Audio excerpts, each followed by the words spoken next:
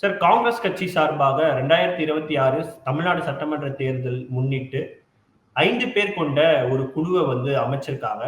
தமிழ்நாட்டுல இருக்கக்கூடிய கூட்டணி கட்சிகளோட கலந்துரையாடுவதற்காக இந்த குழு அமைக்கப்பட்டதாக காங்கிரஸ் தரப்புல இருந்து சொல்லப்பட்டிருக்கு.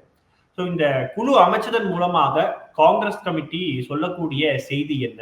இதோடைய பின்னணி என்னன்றத கொஞ்சம் சொல்லுங்க. இல்ல, அதாவது சமீப காலங்கள்ல காங்கிரஸ் கட்சியிலிருந்து சில அபஸ்வர குரல்கள் எழுந்தன.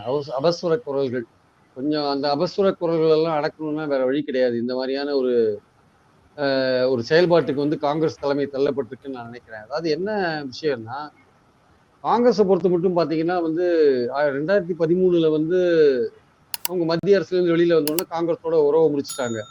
அதாவது கூடா நட்பு கேடாய முடியும்னு முடிச்சிட்டாங்க. 2014 பார்லிமெண்ட் தேர்தலில் கூட்டணியில் இல்லை.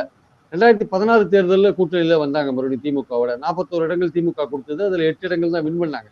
அப்புறம் 19 பார்லிமெண்ட் தேர்தல்ல இருந்து தொடர்ந்து 19, 21, 24 2 பார்லிமெண்ட் ஒரு அசம்பிளி எல்லாத்துலயுமே இப்ப பாத்தீங்கன்னா 25 இடங்கள் கொடுத்து 18 இடங்கள் 21 வின் பண்ணாங்க. ஸோ திமுக கூட்டணி அல்லது மோடி எதிர்க்கிற இந்தியா கூட்டணி, அந்த கூட்டணி தமிழ்நாட்டுல ஸ்ட்ராங்கா திமுக தலைமையில ஸ்ட்ராங்கா இருக்கு. அது வெற்றியை தொடர்ந்து பார்த்துட்டு இருக்கிற ஒரு கூட்டணியா இருக்கு. ஆனா சமீப காலமா காங்கிரஸ்ல இருக்கிற சிலருக்கு திமுக மேல ஏதோ ஒரு கோபம் அவங்களுக்கு.